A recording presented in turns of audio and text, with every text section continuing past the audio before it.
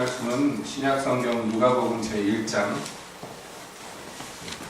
26절부터 38절까지의 말씀입니다.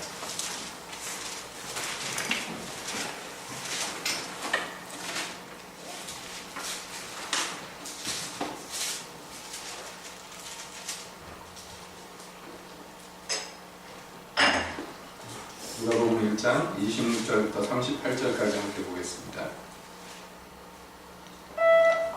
여섯째 달에 천사 가브리엘이 하나님의 보내심을 받들어 갈릴리 나사렛이라는 동네에 가서 다윗의 자손 요셉이라 한 사람과 정혼한 처녀에게 이르니 그 처녀의 이름은 마리아라. 그에게 들어가 가로되 은혜를 받은 자여 평안할지어다. 주께서 너와 함께 하시도다 하니 처녀가 그 말을 듣고 놀라 이런 인사가 어찌함인고 생각하며 천사가 일러 가로되 마리아여 무서워 말라. 내가 하나님께 은혜를 얻었느니라. 보라, 내가 수태하여 아들을 낳으리니 그 이름을 예수라 하라. 저가 큰 자가 되고 지극히 높으신 이의 아들이라 일컬을 것이요 주 하나님께서 그 조상 다윗의 위를 저에게 주시리니 영원히 야곱의 집의 왕으로 하실 것이며 그 나라가 무궁하리라. 마리아가 천사에게 말하되 나는 사내를 알지 못하니 어찌 이 일이 있으리이까. 천사가 대답하여 가로되 성령이 네게 임하시고 지극히 높으신 이의 능력이 너를 덮으시리니 이러므로 나실 바 거룩한 자는 하나님의 아들이라 일컬으리라. 보라, 네 친족 엘리사벳도 늙어서 아들을 되었느니라. 본래 수태하지 못한다 하더니가 이미 6달이 되었나니 대저 하나님의 모든 말씀은 능치 못하시니 없느니라. 마리아가 가로되 주의 계집 종령이 말씀대로 내게 이루어지이다 하며 천사가 떠나가니라. 아멘. 하나님, 이 시간에 주님의 말씀 듣기를 원합니다. 오셔서 말씀하시옵소서. 저희가 듣겠사오니 말씀하여 주시옵소서. 예수님의 이름으로 기도합니다. 아멘. 한 주간 평안하셨습니까? 오늘은 성탄 2분 날이죠. 그래서 계속해왔던 대로 이 땅에 예수님께서 육체를 입고 신생아로 오신 그날을 우리가 기념하고 축하하면서 예비하고 있습니다. 오늘은 그 마지막 예비의 마지막 날이죠. 함께 성경의 한 부분을 보았는데 이 부분을 흔히 뭐라고 이름을 붙이느냐면 수태고지 이렇게 이름을 붙입니다. 특히 천주교에서는 오늘 읽은 이 본문의 내용을 굉장히 중요한 부분으로 여깁니다. 다름 아니라 일명 성모 마리아라 하는 예수님의 어머니 마리아에게 천사가 가브리엘이 나타나서 예수님의 탄생에 대해서 그 소식을 말한 그 대목이기 때문에 그렇습니다. 근데 이게 뭐 천주교에게만 중요하겠습니까? 우리에게도 굉장히 중요한 부분이겠습니다. 오늘 읽은 본문에 보면 여섯째 달에 라고 26절에 시작하는데 이 여섯째 달은 그 앞서 일어난 사건인데 바로 세례 요한의 부모들에게 세례 요한의 날 것을 또 천사가 알리고 그래서 이제 그 어머니 되는 엘리사벳이 세례 요한을 잉태한 지 6개월이 된 그때쯤에 일어난 일입니다. 그러니까 예수님하고 세례 요한은 동갑내기면서 친척이면서 세례 요한이 한 6개월 먼저 태어난 셈이 되는 것이죠. 아무튼 그 천사가 나타나가지고 나사렛 동네에 있는 다윗의 자손 요셉이라는 사람과 정혼한 처녀죠. 마리아에게 나타났습니다. 아마 이 당시의 나이가 15, 6 정도 됐으리라고 그렇게 예상됩니다. 그 당시에 그 정도 나이에 시집들을 갔으니까 말이죠. 그러니까 별로 그렇게 나이가 많이 든 셈이 아니고 예언이보다 어린 나이입니다. 그러니까 이 한 중학생, 고등학생 될까 말까 그런 처절에게 예수님이라는 그 하나님의 아들을 주시는 그 대목인데요. 놀라운 일들입니다. 천사가 이제 그 아들을 낳을 것을 이야기하는데 지금 여러 가지 그 예수님이 이 땅에 태어나시기 전에 천사가 이제 예수님 그 아들로 오실 예수님에 대해서 정보를 제공한다고 해야 되나요? 예고를 한다고 해야 되나요? 그런 이야기들을 합니다. 첫 번째는 뭐냐면 아들을 낳을 것이다 그랬어요. 딸이 아니라 아들이죠. 그리고 그 이름을 예수라 하라. 우리가 지난주 주일날 예배 시간에 이 대목을 많이 함께 말씀을 나눴기 때문에 오늘은 많이 다루지 않겠습니다만은 이 예수라는 이름 자체가 무슨 뜻이다 그랬어요? 여호와 그는 구원이시다 이런 뜻입니다. 그러니까 이분이 구원자, 자기 백성을 그들의 죄에서 구원할 자입니다 라는 이름이 그 모든 행적을 예고하고 있는 것이에요. 그런데 그 다음에 예수님이 이 땅에 태어나서 어떤 존재가 될 것인가를 얘기합니다. 저가 큰 자가 되고 지극히 높으신 이의 아들이라 일컬을 것이요 주 하나님께서 그 조상 다윗의 위를 저에게 주시리니 이렇게 예고합니다. 이 예수님이 오셔가지고 어떻게 될 것이냐면 큰 자가 된다, 위대한 존재가 된다, 그리고 그를 사람들이 하나님의 아들이라 부를 것이다 이렇게 얘기합니다. 사실 이분은 원래 하나님의 아들이었고 원래 위대하신 분이었어요. 그럼에도 불구하고 이렇게 예고하는 까닭은 무엇이겠습니까? 예수님이 이 땅에 태어나셨다는 것을 우리가 너무나 익숙하게 들었기 때문에 그냥 쉬 지나가지만 생각해보건대 이건 굉장히 희한한 일입니다. 예를 들자면 만약에 여러분들 중에 한 명이 예수님 같은 사명을 받아가지고 하나님으로부터 이 땅에 보내심 받았다고 생각해 봅시다. 여러분이 예수님 입장이라고 생각해 보세요. 상상이 잘 안 가지만 예수님은 어떤 분이냐면 태초부터 계셨던 원래부터 계신 하나님이시며 이 세상 온 우주 만물을 창조하신 하나님입니다. 문자 그대로 전지전능하고 무소부지한 위대하신 하나님이 지금 어떻게 됐냐면은 한 여자의 그 몸속에 잉태가 되는 거예요. 여러분 그 아이가 어떻게 생기는지 다 배우셨잖아요.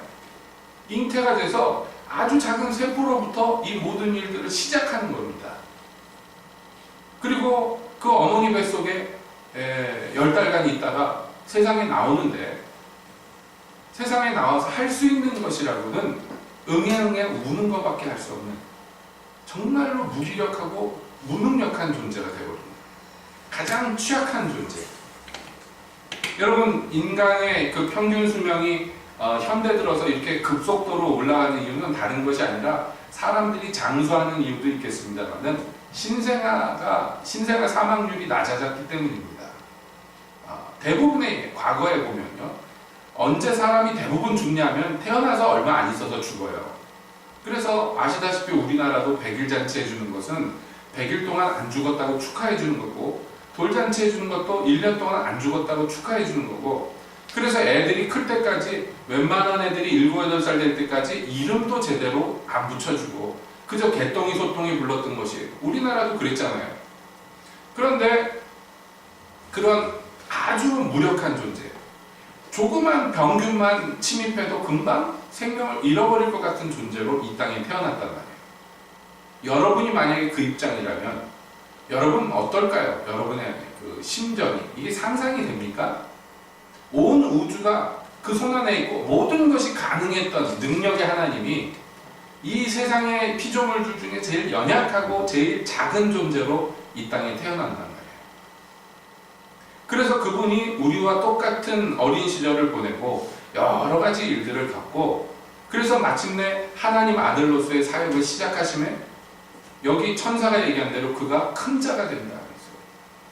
이게 원래 가지신 그 당신의 고유한 본성이 큰 자 위대한 분이지만 그것이 아니에요. 인간으로서 자라서 위대한 존재가 될 것이라는 거예요. 이분이 모든 것을 다 겪으시고 모든 시험과 고난을 이기시고 그리고 마침내 사람 중에서 위대한 존재가 된다는 거예요. 이게 얼마나 아이러니한 이야기고 희한한 얘기인지 몰라요. 그러면서 얼마나 놀라운 얘기인지도 모르겠습니다. 왜냐하면 우리와 똑같은 우리보다 훨씬 열악한 상황에서 그 모든 것들을 다 경험하시고 이기시고 위대하게 되셨어요.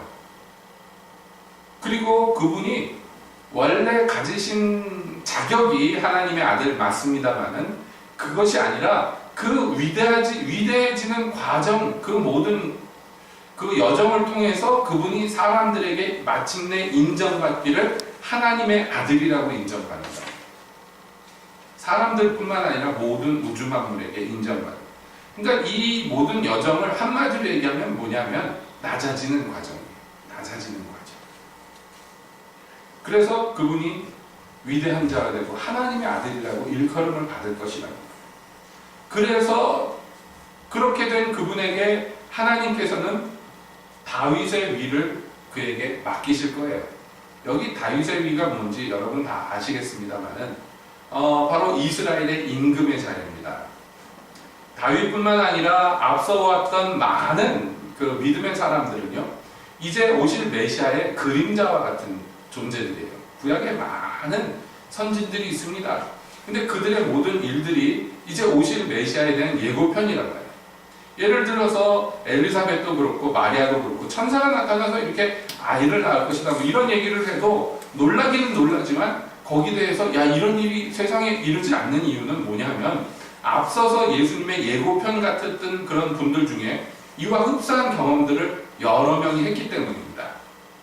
예를 들어서 사무엘의 어머니가 또 사사들의 어머니, 삼손의 어머니, 모세의 어머니 이런 분들이 이것과 똑같지는 않지만 흡사한 경험들을 통해서 이 땅에 구원자가 되는 아들을 내놓았던 그런 경험들이 축적이 되어 있어요 지금. 그래서 마침내 그 예수님 본체가 오셨을 때에도 그것을 아멘하고 받을 수 있었던 어떤 토대가 되는 것입니다. 그래서 그 모든 그림자들과 예고편들이 있는데 그 중에 대표적인 존재가 바로 다윗이에요.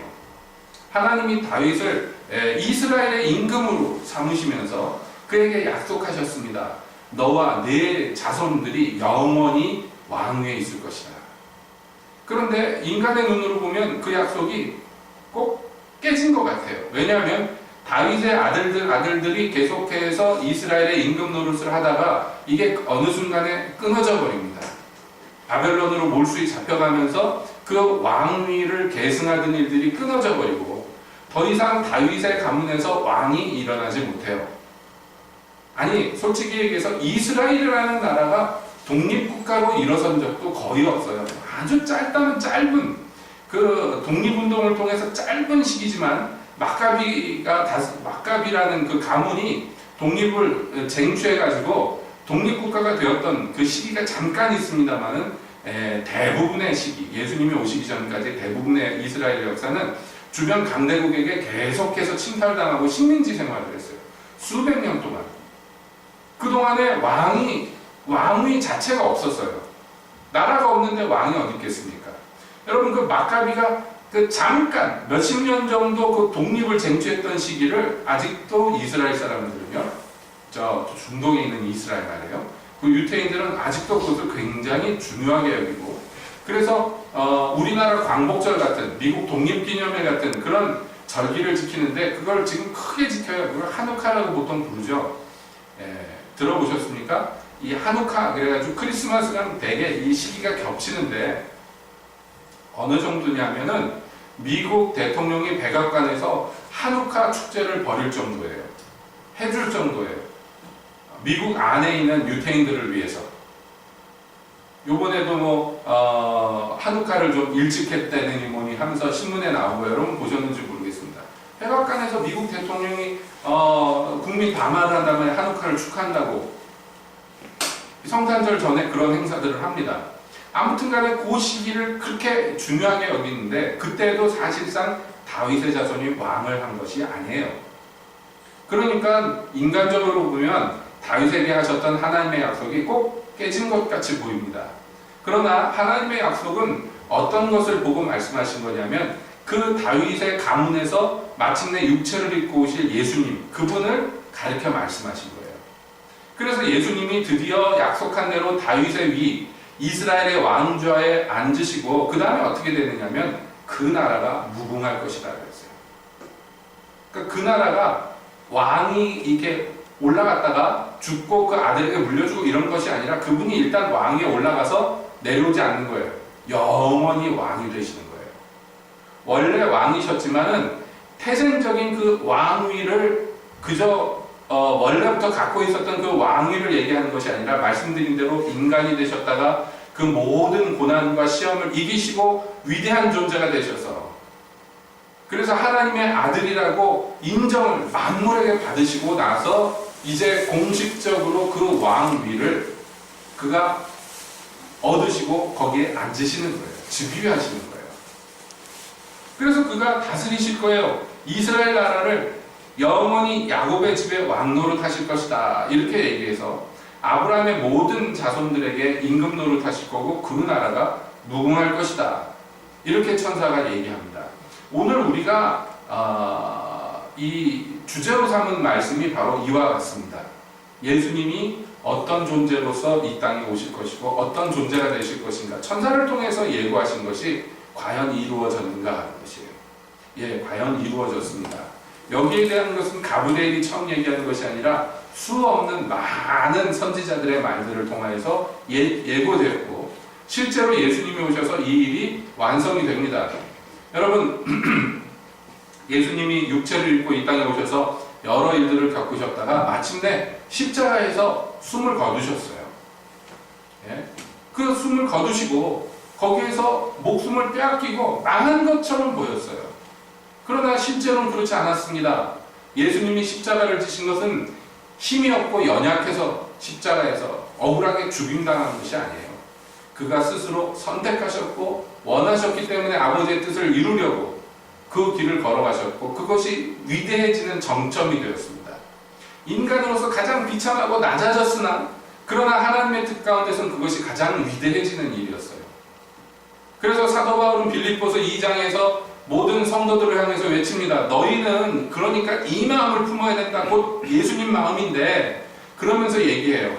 그는 원래 하나님이셨고 그는 하나님의 본체시고 하나님과 동등된 분이지만 그러나 스스로 그 동등된 자리에 앉기를 원하지 않고 오히려 몸을 낮추시고 복종하셨고 복종하시되 어디까지 복종하셨냐면 죽기까지 복종하셨다. 그래서 이제 가장 낮은 데로 내려갔어요. 죄인 중에 하나로 여김받았고 그래서 인간들에게까지 버림받았고 하나님께 버림받은 저주의 자리까지 내려갔어요. 그래서 어떻게 하셨느냐. 하나님이 그를 높여 모든 이름 위에 뛰어난 이름을 주시고 모든 입으로 그를 주라 시인하게 하시고 영원히 왕노릇하도록 하셨다. 이게 예수님이 위대해지시는 그 여정이에요. 복종하시고 순종하셔서 인간의 몸을 입으신 것만 해도 어마어마하게 낮아지신 건데 거기에서도 가장 낮은 데로 내려가셔서 그 결국에는 죄인 중에 하나로 죽임당하시는 데까지 내려가시고 그리고 남의 무덤에 누이셨지만 그러나 그분이 일어나셨습니다. 거기서 다시 사셨습니다. 하나님이 그를 높여서 그래서 만물 위에 뛰어나게 하시고 모든 무릎이 그 앞에 꿇게 하시고 모든 목이 그에게 숙여지게 만드셨어요. 그래서 영원한 나라의 왕으로서 지금까지 통치하시고 앞으로도 통치하실 것입니다. 여러분 우리가 성탄을 축하하는 연휴 중에 가장 중요한 이유가 이것이에요. 그 2000여 년 전에 태어나셨던 그 신생아로 이 땅에 오셨던 그분이 바로 변함없이 지금도 살아계시기 때문에 그래서 그분을 축하하는 거예요. 그분을 찬양할 수가 있는 거예요.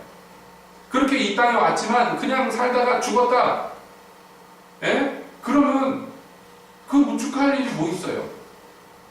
그것도 축하합니까? 예, 모르겠어요. 여러분 우리나라의 임금님 중에서 가장 존경받는 임금님이 누구겠습니까? 예, 누가 뭐래도 세종대왕님이겠지요. 근데 여러분 세종대왕 생일 아셔요? 우리나라에서 제일 위대한 왕인데? 아니에요? 몰라요? 그러면 더 위대한 왕은 누가 있을까? 예를 들어서 뭐 광개토 대왕 같은 분이 있어요. 우리나라 영토를 가장 넓혔던 정복 왕이죠. 위대한 왕입니다. 그분은 몇 년도 몇 월 며칠 날 태어났습니까? 어디 자료 찾아보면 나오겠습니다만은 그거 지금 축하 안 해요. 근데 왜 하필이면 예수님의 생일은 이렇게 축하들하고 난리를 치냔 말이에요. 그분이 아닌 말로 생일상을 받아드실 수 있는 분이기 때문에 지금 살아계시잖아요. 예?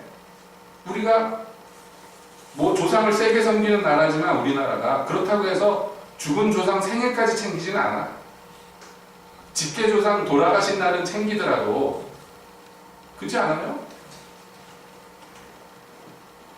모르겠어요. 뭐 그거 지키는 집이 있는지 없는지 잘 모르겠습니다만은 일반적으로 안 그러잖아요. 근데 예수님 생일은 우리가 이렇게 축하하고 막 난리를 치는 거는 그분이 글쎄 지금 축하를 받으실 수 있다니까요. 그분의 나라가 영원하다니까요. 그분의 왕위가 무궁하다니까요. 근데 얼마나 대단한 일이냔 말이에요. 여러분 생각해 보세요. 예수님이 지금 우리가 오늘 우리 전 집사님이 기도하면서 메리 크리스마스 했는데 이게 예수님 생일 축하합니다. 그러면 예수님이 그래 할 거 아니에요. 지금 네가 내 생일까지 챙기는구나. 그래 무슨 선물 사왔냐? 뭐 이러실 거 아니에요. 여러분 우리가 그렇습니다. 우리가 섬기고 축하드리는 왕이 지금도 우리의 왕이시고 지금도 살아계시며 영원히 왕노를 하실 거예요. 그러니 우리가 기뻐하고 축하하고 할 수밖에 없는 것이죠. 그분이 과거에 영광스러웠던 왕이 아닙니다. 지금도 살아계신 임금 되십니다. 그리고 그 다음에 우리가 생각해 볼 것은 이분이 영원한 왕인데 어떤 왕이냐는 말이에요. 한마디로 얘기하면 굉장히 좋은 왕이에요. 굉장히 좋은 왕이에요. 여러분이 느끼든지 못 느끼든지 간에. 한 나라가 여러분 생각해 보세요. 사람들이 투표해서 임금도 아니야. 투표해서 기껏해야 몇 년밖에는 앉아있지 못하는 그 대통령도 그 대통령이 판단하고 선택하는 거에 따라서 나라가 막 엎어지고 뒤집어지고 하잖아요. 지금도. 그래서 막 그러잖아요. 이제 앞으로 당분간은 여자 대통령 나오기 힘들 것 같다. 뭐 이딴 얘기 하잖아요. 왜냐하면 뒤엎거든 한번. 근데 그렇게 따지면 사실 남자 대통령도 못 나와야 돼. 왜냐하면 남자들도 사고 많이 쳤잖아요. 아무튼 간에 이게 한 나라의 지도자가 어떠냐에 따라서 그 나라의 국군이 왔다 갔다 하는 건데, 국군이 과거에 한 분이 얼마나 해드셨는지 이게 우리가 그 뒤처리를 하려면 지금 허리가 빠지고 모가지가 빠질 판이에요. 저 녹조라 때는 어떻게 할 거냐 막 이딴 얘기하고 이제 뭐 그러잖아요. 지금도 그 뒤처리에 지금. 그런데 우리의 임금 되신 분은 어떤 분이냐? 한마디로 얘기하면 굉장히 좋은 분이에요. 알든지 모르든지 알아야 되는데. 그래서 이사야서 7장에서는 그분의 그 왕, 이사야서 9장에서는 그분이 어떤 왕이냐면 영원히 공평과 진리로 다스리는 왕이다. 이게 중요한데 임금이 모든 권력을 다 갖고 있어요. 우리나라 대통령 중심제지만 대통령이 가진 권력도 강하다 그러지만 강하긴 강합니다만 그렇다고 해서 우리나라 전체 모든 권력을 다 자기가 마음대로 할 수 있는 게 아니에요. 제지받는 건 많고 법대로 하면 마음대로 할 수 있는 게 거의 없다고 뭐 그런 얘기를 합니다. 그런데 우리가 속한 이 하나님의 나라의 임금되는 예수님은요 모든 권력을 다 가지셨어요. 그러니까 이분이 뭐든지 할 수 있어요. 하고 싶은 대로 마음대로 할 수 있어요. 그런데 그분이 자기가 가진 권력을 어떻게 쓰느냐 하면은 공평하게 쓴단 말이에요. 의롭게 쓴단 말이에요. 여러분 이게 우리에게 굉장히 기쁜 소식입니다. 우리가 알아야 되는데 자, 이 10몇 살 먹은 마리아가 스테고지를 듣고 나서 자기 친척되는 엘리사벳한테 갑니다. 그래서 엘리사벳을 만나는데 마리아하고 엘리사벳이 딱 만나는 순간에 엘리사벳 뱃속에 있던 세례 요한이요 뛰어요. 그러면서 엘리사벳이 성령의 충만함을 받아가지고 막 노래합니다. 그 노래를 막 듣고 나서 마리아도 성령에 충만해서 막 노래를 해. 그 노래하는 게 이제 곧 나와요. 누가복음 1장에 나오는데 46절부터 나오는 천주교에서 굉장히 중요하게 여기는 마리아 기도문이라고 뭐 얘기하지요. 여기 보세요. 46절에 이렇게 얘기합니다. 이 어린 마리아가 성령에 감동받아서 지금 노래하는 거예요. 내 영혼이 주를 찬양하며 내 마음 하나님 내 구주를 기뻐하였으면 그 계집종의 비천함을 돌아보셨습니다. 보라 이제후로는 만세 나를 복이 있다 일컬음이다. 능하신 이가 큰 일을 내게 행하셨으니 그 이름이 거룩하시며 긍휼하심이 두려워하는 자에게 대대 이르리로다. 이러면서 자기에게 임한 그 하나님의 은혜에 감사하고 감격해서 노래합니다. 그 다음에 이제 그 하나님께서 행하시는 일에 대해서 이제 노래를 하는데, 그의 팔로 힘을 보이사 마음의 생각이 교만한 자들을 흩으셨고 권세 있는 자를 그 위에서 내리치셨으며 비천한 자를 높이셨고 줄이는 자를 좋은 곳으로 배불리셨으며 부자를 공수로 보내셨도다. 자, 여기에서 이 임금님이 하는 일들에 대해서 얘기하는 거예요. 이 나라의 임금 되시는, 어떻게 보면 인간적으로 보면 자기 아들이지만 그를 지금 구주라고 부릅니다. 그 구주가 임금이 되어서 통치하시는데 그 나라의 통치 스타일이 나와요. 여기 이 노래에서. 이건 마리아 개인의 의견이 아니라 성령의 감동받은 마리아가 예언적인 노래를 부르는 대목이에요. 그런데 그 내용들을 보세요. 어떻게 되어 있냐면 마음의 생각이 교만한 자를 흩으셨어요. 이게 그분이 통치 스타일이에요. 권세 있는 자를 그 위에서 내리치셨고 비천한 자를 높이셨으며 줄인 자에게 좋은 것으로 배불리셨고 부자를 공수로 보내셨다. 이렇게 얘기합니다. 이거 이렇게 듣다 보니까 여러분 느낌이 어떠세요? 굉장히 과격한 듯이 보이지 않아요? 어떻습니까? 무슨 칼 막스나 해야 될 일 같은 그런 얘기를 들리잖아요. 그럴 수밖에 없는 것이 사회과학자들이 이 어떤 사회가 가장 이상적인 사회냐 그래가지고 여러 가지 이론들을 내세웠고 그 이론들을 따라서 나라를 이렇게도 저렇게도 경영해보고 많이 실험들을 해봤어요.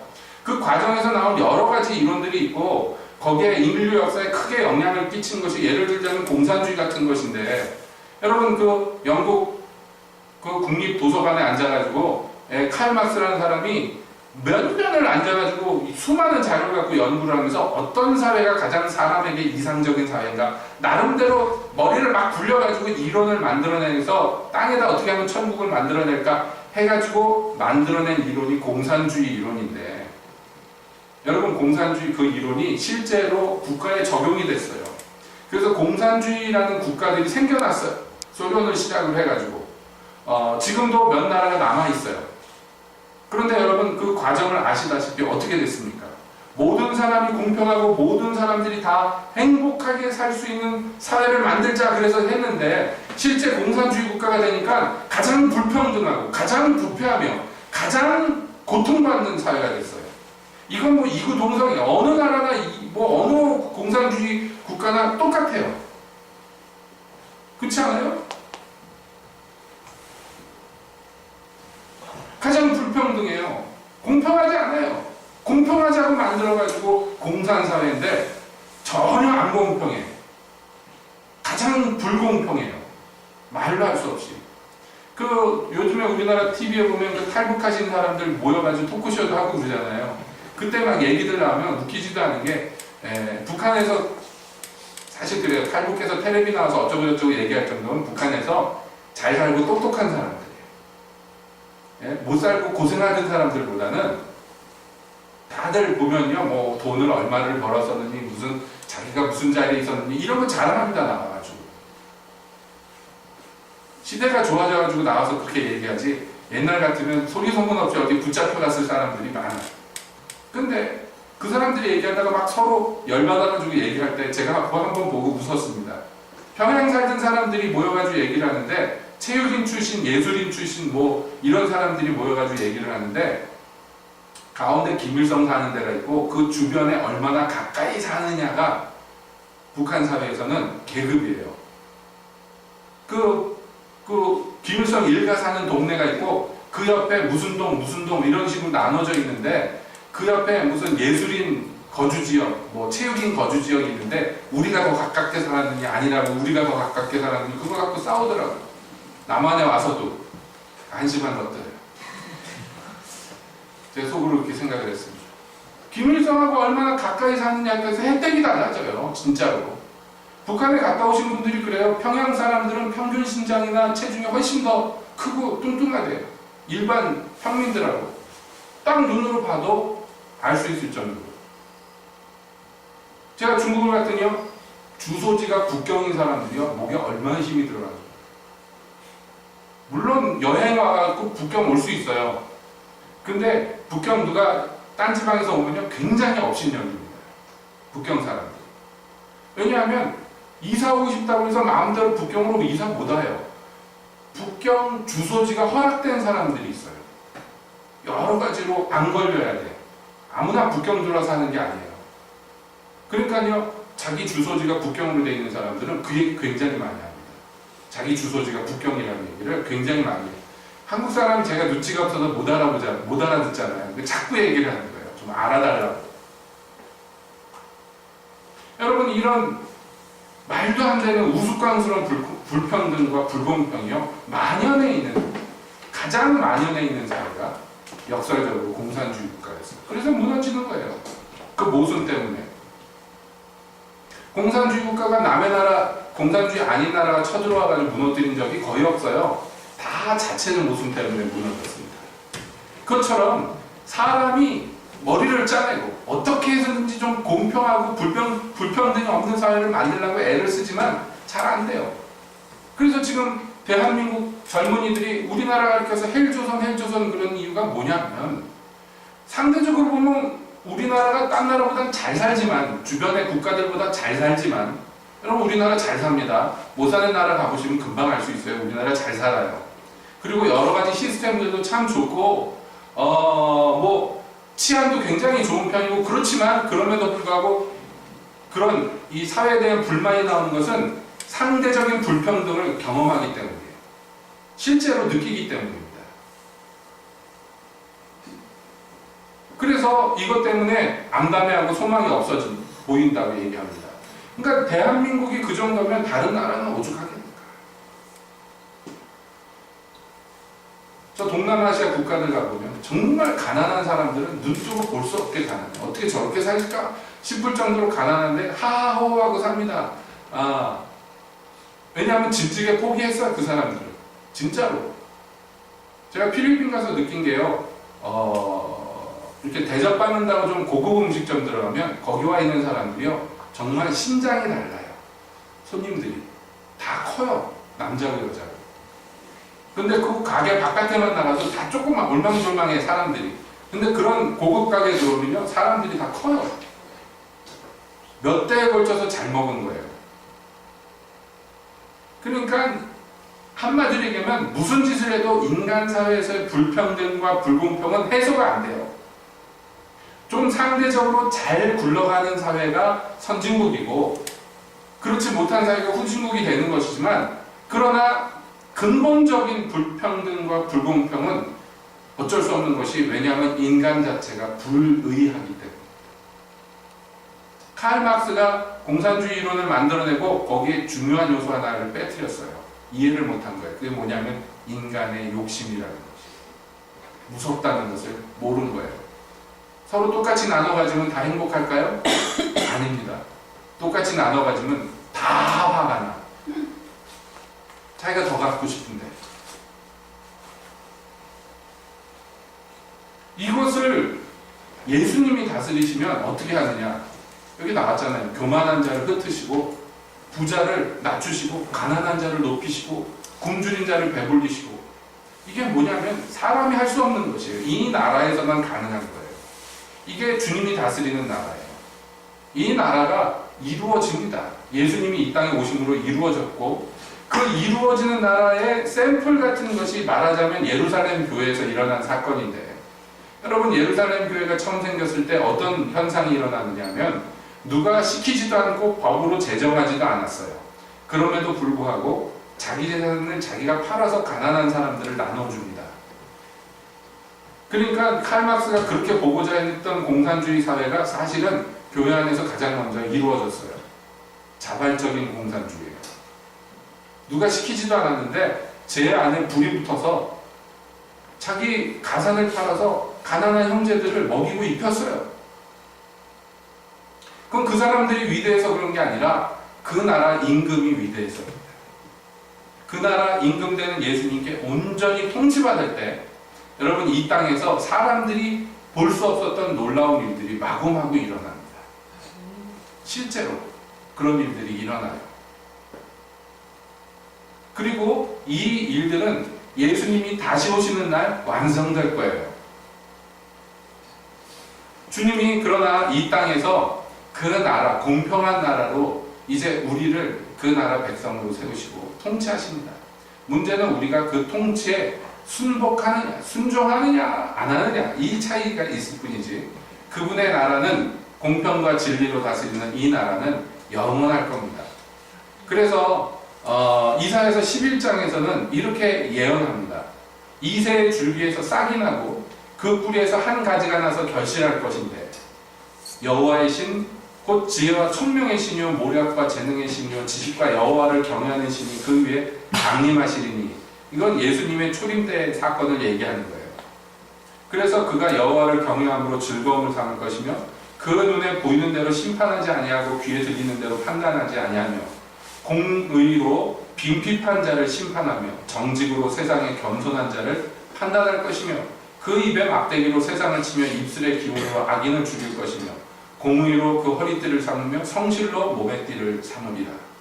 그 임금되는 예수님에 대한, 그리스도에 대한 예언이에요. 예고입니다. 한마디로 얘기하면 지금 마리아의 기도와 일맥상통하는 얘기예요. 그건 뭐냐면 가난하다고 멸시하지 않아요. 그가 재판장에 서서 가난한 사람들을 오히려 우대하고 정직한 사람들에게 올바른 판단을 할 거예요. 그리고 악인들을 그 입에 막대기로 쳐서 순종시킬 거예요. 이런 통치자로 이 땅에 오실 거라고 예수님에 대해서 예고해왔고, 그 예수님이 이 땅에 오신 거예요. 그래서 예수님이 오신 일이 땅에 있는 자들에게는 평화예요. 이 땅에 우리가 의지할 데가 없잖아요. 의지할 데가 없어요. 이번에 우리나라 새 대통령이 뽑힌 거 보고 많은 젊은이들이요, 그 대통령을 추앙하고 막 우리인이 그럽니다. 나이도 훨씬 많은 할아버지한테. 그 뭐냐면 그분한테 그렇게 기대를 하는 거예요. 기대를 막 하는 거예요. 그 기대가 참 충족이 됐으면 좋겠어요. 근데 만약에 실망하는 일이 생긴다면 어떻게 될까? 그런 생각을 하면 참 조마조마한 부분도 있습니다. 그런데 여러분, 세상에 지도자 한 명에게도 그렇게 의지하고 사람들이 소망을 거는데, 여러분, 우리의 임금님한테 우리가 얼마나 더 소망을 걸 만하냐 말이에요. 예? 이런 훌륭하고 좋으신 왕이 어디 있어요? 낮아지시고 발을 씻기시고 종로로 타시고 순종하시는 분이 우리의 왕이 가장 높으신 분이에요. 그래서 예수님이 제자들에게 말씀하셨어요. 세상에서는 강한 자가 약한 자를 압제하고 높은 자가 낮은 자 위에 군림하지만, 그러나 너희 중에서는 그렇지 않다. 내가 다스리는 나라는 그런 나라가 아니다. 내가 다스리는 나라는 높은 자가 낮은 자의 종이 되고 강한 자가 약한 자를 섬기는 나라다. 여러분, 이것이 그 주님의 나라의 통치 방식이에요. 그러니까 우리의 눈도 그 주님을 따라가야 돼요.